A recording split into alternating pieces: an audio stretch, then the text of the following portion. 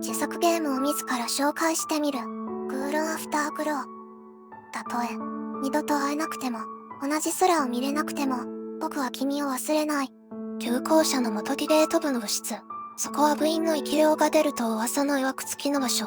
そんな部室を私物化している、ヤシロは、同級生だが、放課後以外で話すことのない、仲間との時間を特別だと感じていた。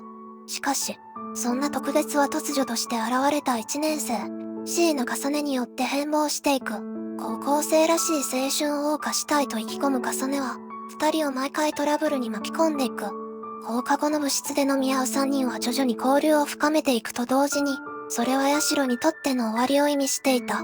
水泳思考の先に見つけた答えは、誰にとっての幸せ。